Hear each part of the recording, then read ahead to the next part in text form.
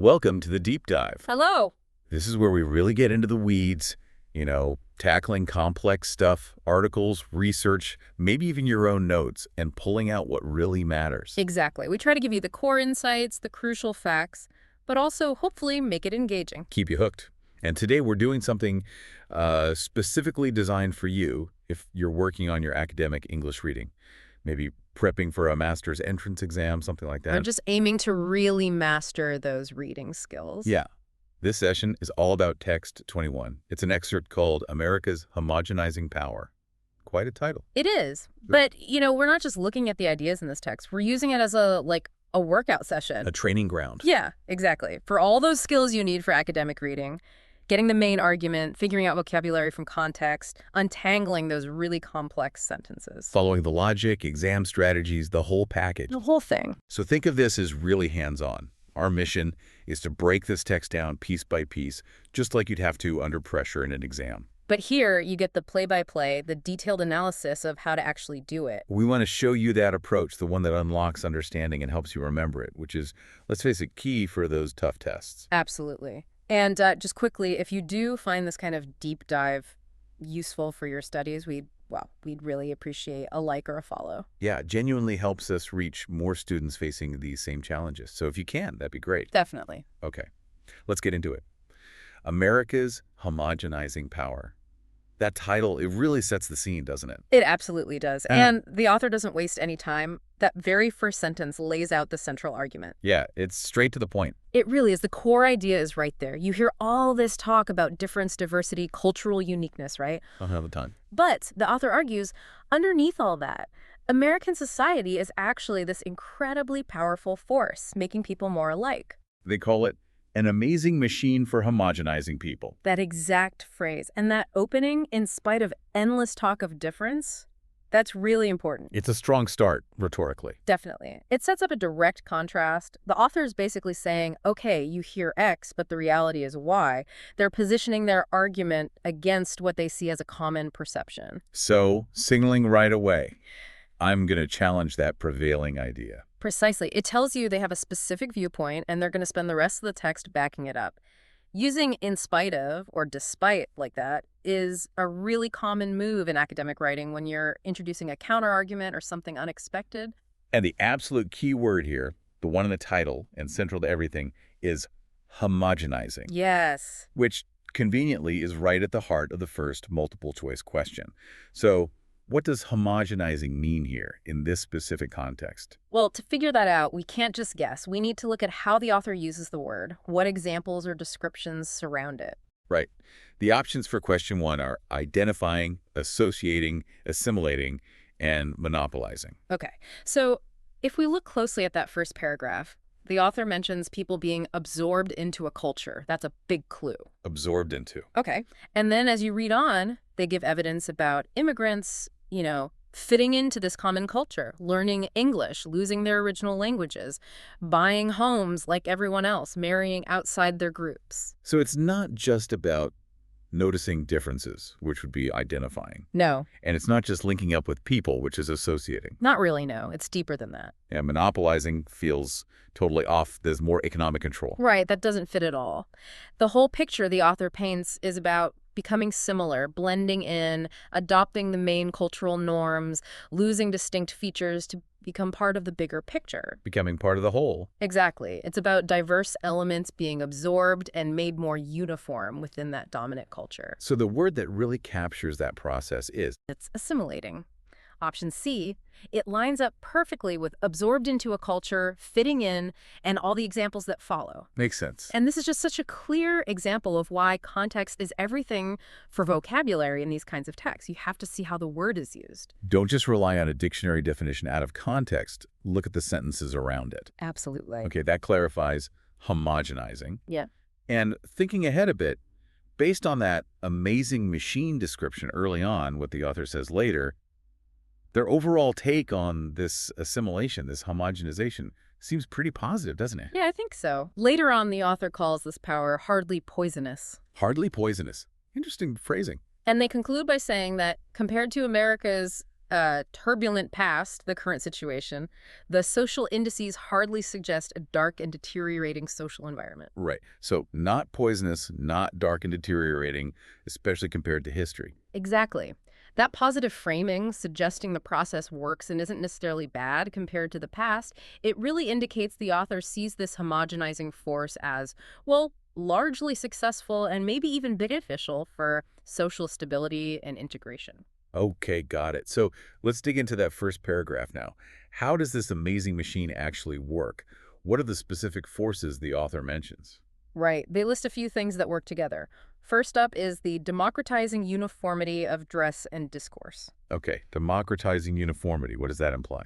It suggests that how people dress and talk is becoming more similar across different social groups, and calling it democratizing implies it reduces distinctions based on class or status. Ah, so if everyone wears jeans and t-shirts or uses similar slang, it kind of levels the playing field visually and verbally. That's the idea, yeah. It reduces those outward signs of difference. Then, linked to that, they mention the casualness and absence of deference characteristic of popular culture. Absence of deference. Yeah. So less bowing and scraping to perceived superiors? Pretty much. It points to a more informal style in how people interact, less emphasis on showing lots of formal respect based on rank. Popular culture often promotes this informality, which challenges older hierarchies. Which again contributes to that leveling, homogenizing effect. Yeah. Makes sense. Exactly. And then the author really zeroes in on a specific historical example. The culture of consumption launched by the 19th century department stores. Okay, department stores. This is where question 2 comes in. And the author sets up a contrast, right? They do. It's in that key sentence. Instead of intimate shops catering to a knowledgeable elite, these were stores anyone could enter, regardless of class or background. Let's break that sentence down properly. It's crucial for understanding the point and answering Q2. Good idea. So instead of intimate shops catering to a knowledgeable elite. Right. That first part, starting with instead of, sets up the contrast. The core is intimate shops. Now, intimate here doesn't mean cozy or personal. No, it means like small, exclusive. Exactly. Small, maybe specialized, probably serving a select group. And the next bit, catering to a knowledgeable elite, tells us who they served. Catering to means serving the needs of. A specific group.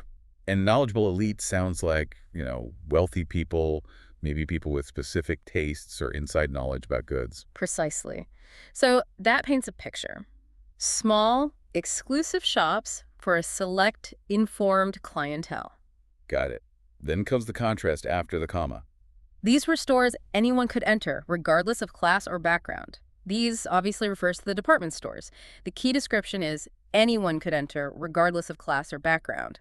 That's the big difference. Universal access. That's the core distinction. Absolutely. It highlights their democratic nature, and the author immediately tells us the result, the consequence. This turns shopping into a public and democratic act. So because anyone could go, wandering through the same aisles looking at the same stuff, it made shopping a shared public activity, not a private class-based one. You got it. It created a shared experience, exposing everyone to the same goods, the same environment. This fostered a shared culture of consumption. And that brings us neatly to question 2. According to the author, the department stores of the 19th century. Option A says they played a role in the spread of popular culture. Okay, let's connect that back. The text says they launched this culture of consumption. It stresses access for anyone, making shopping public and democratic. Right, so creating a shared experience around buying things accessible to lots of different people. That sounds very much like spreading popular culture, doesn't it? Shared tastes, shared activities. It does. Option A works as a kind of summary or generalization of the specific effects the author describes making consumption accessible and shared, which are key elements of popular culture. So A looks pretty good. Let's check the others just to be sure. Option B became intimate shops for common consumers. Well, that directly contradicts the text. The author explicitly says they were instead of intimate shops. They were big and public, not intimate. And they were for anyone, not just common consumers. Okay, so B is definitely out. Option C satisfied the needs of a knowledgeable elite. Again, no. That's what the old shops did, according to the contrast setup. Department stores were for everyone. The elite were only mentioned to highlight the difference. Right. And option D, department stores owed its emergence to the culture of consumption. That gets the cause and effect backwards. The text says the stores launched the culture of consumption. They started it, they didn't arise from it. So D reverses the logic. Okay, yeah. So by really dissecting that sentence about the contrast and the consequence, option A emerges as the clear winner. It accurately reflects the role described in the text. And ruling out the others because they actively contradict or distort the text, that methodical approach is so important. It really is. You have to break down the sentence, see how the parts fit, and then map that meaning onto the options. It's a core skill. The author also quickly mentions mass media, advertising, and sports as other forces. Right. Those work similarly. By creating things everyone shares, the same ads, same TV shows, same sports heroes, it builds common ground, common references, reinforcing that homogenizing effect. Okay, so we've got the general mechanisms down. Now the author pivots to a really specific and important piece of evidence. Immigrants. How do they fit into this picture? Yeah, the experience of immigrants is presented as kind of the key testing ground for this homogenization idea. The author brings in Gregory Rodriguez's report, citing an external source to back up the claims. Which is standard academic practice, using evidence. Absolutely. And the first point from Rodriguez tackles a common worry about immigration. The idea that there are just too many immigrants now, or that they aren't fitting in like they used to. Exactly. The author puts forward the claim that current immigration levels are neither at unprecedented levels nor resistant to assimilation. It addresses both quantity and integration. Okay, and they use numbers to back up the not unprecedented levels part. They do. Specific stats. 1998, immigrants were 9.8% of the population. Back in 1900, it was 13.6%. So a lower percentage now. Lower now than then. And the arrival rate. In the 1980s, it was 3.1 immigrants per 1,000 residents. But in the 1880s, it was much higher, 9.2 per 1,000. Wow, quite a difference. So the author uses these historical comparisons to show that actually the current situation isn't uniquely high in terms of numbers. That's exactly the point. It's factual evidence aimed at countering a common perception. It directly supports the neither at unprecedented levels part of the claim. Got it. So what about the second part of the claim that immigrants are not resistant to assimilation? How do they measure that? They use 3 specific indicators, or indices as the text calls them. These are presented as measurable ways to see how integrated immigrants are becoming. And those 3 indices are? Language acquisition, home ownership, and intermarriage rates. Okay, language, home ownership, intermarriage. Let's take them one by one. Language first in paragraph 3. What's the evidence? The text cites the 1990 census. It found that a majority of immigrants from each of the 15 most common countries of origin spoke English well or very well after 10 years of residence. Okay, that's a dense sentence. Let's use our breakdown strategy again.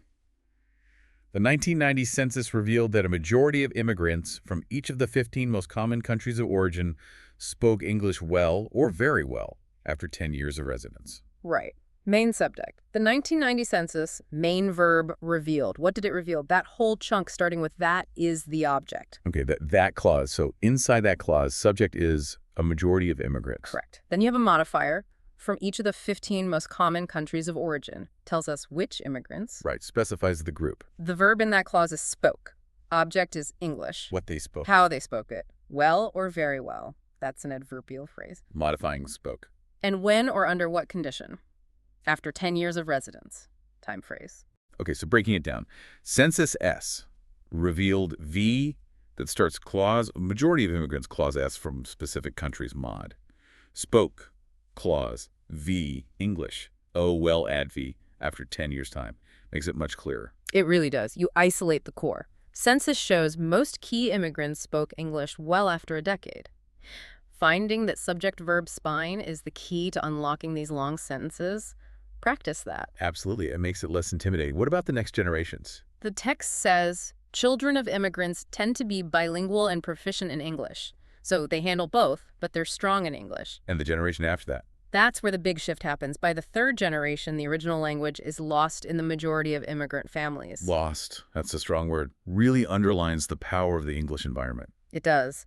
And the author drives this home with that really vivid metaphor, hence the description of America as a graveyard for languages. A graveyard for languages. Oh. Wow, what's the implication there? It's a powerful image suggesting that languages immigrants bring over often don't survive long-term here. They sort of die out, replaced by English. It emphasizes just how dominant and absorptive the English language environment is. It's metaphorical evidence for linguistic assimilation. So the language evidence is strong. Quick learning, bilingual kids, Language lost by Gen 3, summed up by that graveyard metaphor, all points to assimilation. What about index number 2? Home ownership.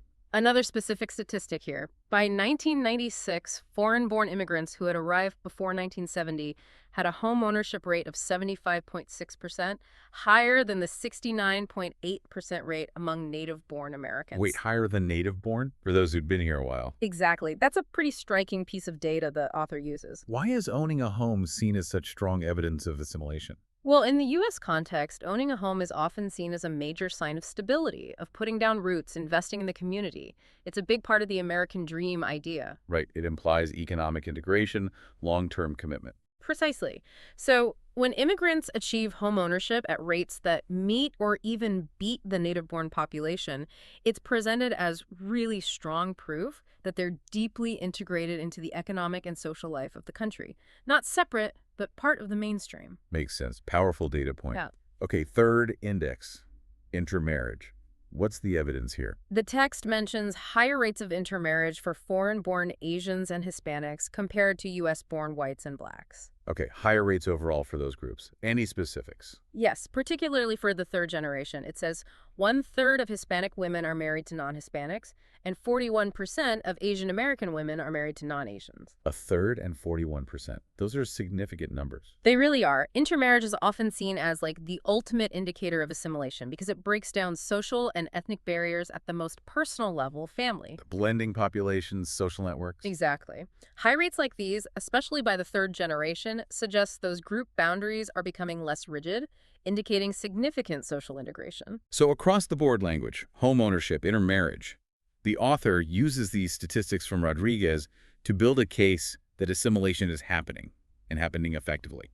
That's the core argument based on this evidence. It directly counters the idea that immigrants are resistant to assimilation. Which helps us with question 3. The text suggests that immigrants now in the U.S. in option C are hardly a threat to the common culture. How does the evidence lead there? Well, think about it. The author presents all this evidence, language learning, home buying, intermarrying, as proof of successful assimilation. Right. Fitting into the common culture. Exactly. If they are successfully fitting in, adopting the norms, language, and social patterns, then logically they aren't undermining or threatening that common culture. The phrase hardly a threat really echoes the author's earlier hardly poisonous comment. Ah, okay.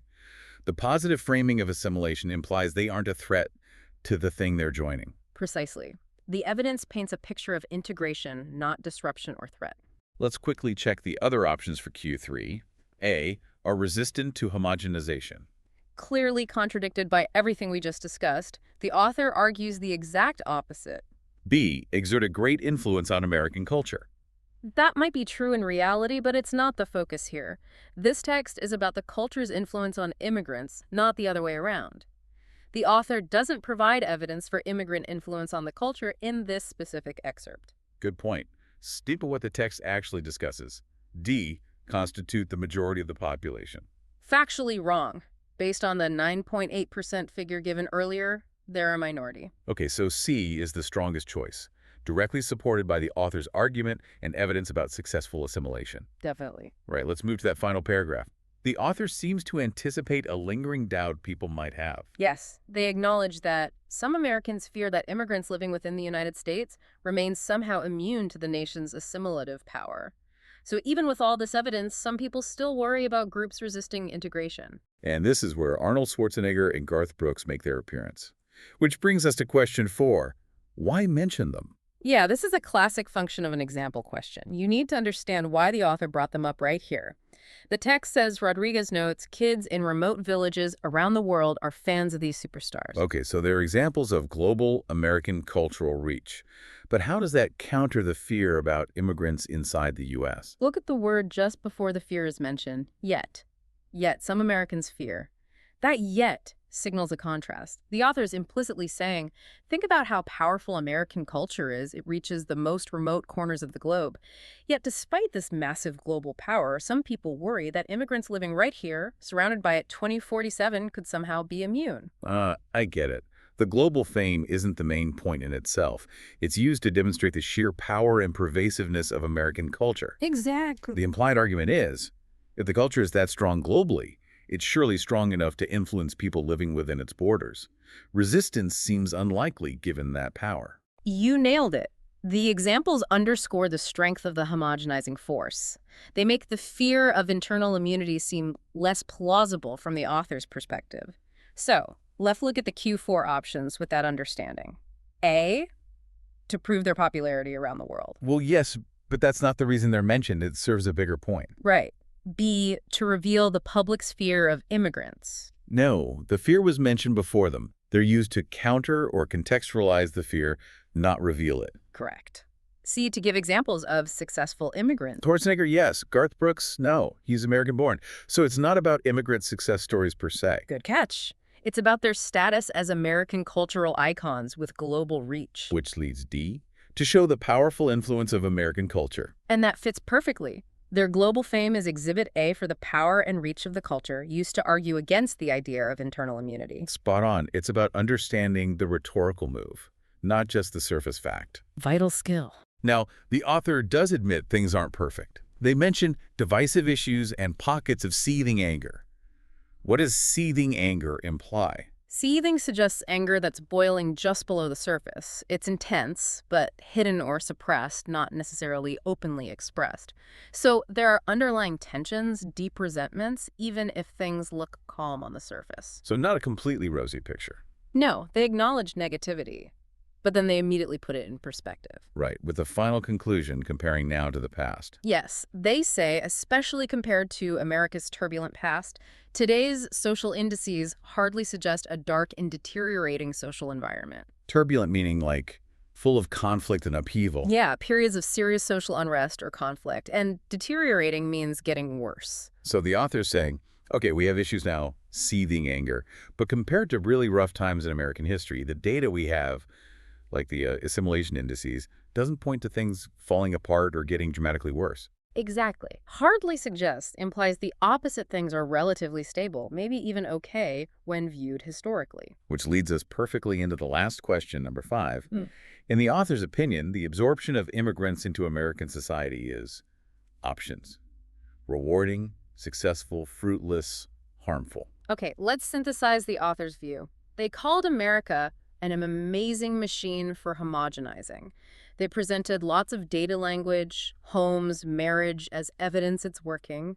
They argued against fears of resistance using the culture's power. They concluded it's hardly poisonous and not suggesting a dark and deteriorating environment. Also, it's pretty positive about the outcome. It does. The evidence is framed as demonstrating effectiveness, and the concluding remarks downplay negativity. It all points toward the author viewing the process as having worked. So, successful, option B, seems like the best fit for describing that outcome from the author's perspective. I agree. It captures the idea that the process achieved its goal according to the metrics used. What about the other options? Rewarding. Might be true, but successful feels more direct about the effectiveness of the process itself, which is the author's focus. Is the machine working? Yes, successfully, according to the data presented. Fruitless. Definitely not. Directly contradicted by all the assimilation data. And harmful. Also contradicted. Hardly poisonous and not dark and deteriorating.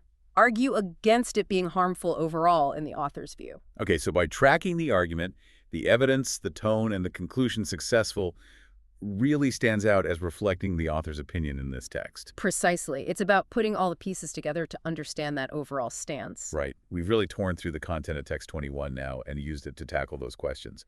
But let's step back and maybe consolidate some of the language and logic skills we've been using, because mastering these is so fundamental for academic reading, especially under pressure. Absolutely. We've touched on a few things like breaking down sentences. What else did we notice about how the text is built? Well, the paragraph structure seemed really clear, really logical. It was. Think about the flow. Para 1 introduces the big idea, homogenization, and the general ways it happens. Para 2 zooms in on immigrants and sets up the specific measures, the indices. Paras 3 and 4 deliver the data for those indices. Para 5 handles a counter-argument and wraps it up with a conclusion. So it goes. Thesis, specific case methods, evidence counter-conclusion. Recognizing that flow helps you predict what's coming and see how each part contributes. Like seeing the blueprint of the argument. Exactly. Knowing the function of each paragraph, is it defining, giving background, presenting evidence, concluding, is really helpful for navigation. And connecting those paragraphs and ideas within them were those transition words we picked out. Yes. Transition words are like the road signs of an argument. We saw in spite of for contrast, instead of for an alternative, hence for a consequence or result. However, it would signal a turn, indeed, for emphasis. Right. And there are tons more. Furthermore, moreover, for adding points. Therefore, consequently, for cause-effect. Similarly, for comparison. For example, for illustration. Actively spotting these tells you the logical relationship between ideas. It maps the author's thinking for you. So don't just skim over them. Note what they're signaling. Definitely. And besides explicit words, there's also just general cohesion, right? How sentences stick together. You mean like using pronouns? Yeah, pronoun reference is huge. Instead of intimate shops, these were stores. These links back clearly. Or repeating key words or using related terms like how often homogenization, assimilation, immigrants pop up. It keeps the focus clear and ties the text together thematically. It creates a kind of web, holding it all together. That's a good way to put it. Recognizing those links helps you track the flow of ideas. And the overall style, the language and tone. It felt pretty formal, objective mostly, academic style. The author uses evidence, data from a source, reasoned arguments. The vocabulary was definitely academic, homogenizing, unprecedented, indices, turbulent, deteriorating. Right. Precise words, sometimes challenging, but often, like we saw with homogenizing, the context gives you strong clues. And the sentences, yeah, they can be complex, but they're built logically. So pulling that language analysis together, you need to pay attention to paragraph structure, spot those transition words and understand their job, track pronouns and key vocabulary, and just get comfortable with that formal, data-driven academic style. Exactly. These aren't just things to know about. They're tools to actively use while reading to boost your speed and understanding. Okay, perfect. Let's wrap this up by crystallizing some key exam strategy takeaways. Based on how we tackled Text 21, what are the concrete steps you, the listener, can apply to any similar reading passage on an exam? Okay, first, finding the main idea. We saw how crucial the intro and conclusion are. Look there first for the author's main thesis or summary statement. And topic sentences of paragraphs often give you the gist of that section. Get the big picture first. Right. Then for finding specific details, like stats or names. Scanning is key. Identify keywords in the question, then scan the text for those words or synonyms. When you find one, slow down and read that specific area carefully. The answer is usually right there. And understanding why an example was used, like Schwarzenegger and Brooks. Always ask, what point does this illustrate? Look at the sentence right before the example that usually states the general idea the example is supporting. Don't just see the example, see its purpose in the argument. Vocabulary and context, dealing with tough words like homogenizing. Don't panic. Use the context. Reread the sentences around it. What's the overall topic? What kind of meaning fits? Infer from the clues. It's often more reliable than guessing or even a quick dictionary definition. And we spent time on this, breaking down complex sentences. It's crucial. Find the main subject and verb first. That's your anchor. Then figure out how all the other clauses and phrases connect and add information. Practice this actively. How about figuring out the author's attitude or opinion, like we did for question 5? Look for clues everywhere. Word choice, positive, negative, neutral words, amazing, hardly poisonous. The overall tone. How they present evidence, and especially the conclusion. Are they just reporting or arguing? Those little clues add up to reveal their stance. And finally, the multiple choice questions themselves. Any tips for tackling those? Be systematic. Read the question and options. Go back to the text. Find the relevant part. Reread it carefully with the question in mind. Then evaluate each option against the text. Eliminate options that are clearly wrong, contradicted, not mentioned, etc. Look for direct support or accurate paraphrasing for the remaining options. Watch out for subtle distortions, wrong cause effect, overgeneralizations. The best answer is the one the passage most strongly supports. Don't be afraid to reread to confirm. Excellent checklist of strategies. And I guess the final step once you have these techniques down is practice under timed conditions. Absolutely. Practice builds speed and makes the strategy second nature. Speed comes from skill, not just rushing. Okay, so that brings our deep dive into Text 21 to a close. We didn't just read it. We used it as a real workout for those core academic English reading skills. Yeah, we looked at America's homogenizing machine, the evidence for immigrant assimilation language, homes, marriage, how the author handled counterarguments, and their overall positive take on the process. And, really importantly, we practiced how to read critically, breaking down sentences, using context for words, mapping the logic, seeing the function of examples, and answering questions based strictly on the text. Think of this session as a template. You can apply these same techniques, dissecting structure, vocabulary, context, logical flow, evidence evaluation, to any complex text you face. Make them part of your routine. We really hope this detailed walkthrough was useful for your studies, helps you feel a bit more confident tackling challenging readings, maybe for those big exams. Let us know what you thought. Feedback always helps. And just one final thought to leave you with. The author focuses a lot on the success of this homogenizing machine, the assimilation process. It makes you wonder, doesn't it? If this process is so powerful, so effective at making people fit in, what might be lost along the way? Like what gets sacrificed? Exactly. Are there unique cultural pieces, languages, ways of seeing the world that get diminished or disappear when the pressure to conform is so strong? What are the potential downsides or trade-offs of such powerful homogenization? Something to think about. A very interesting question to ponder. Thanks for joining us for this deep dive. Thank you.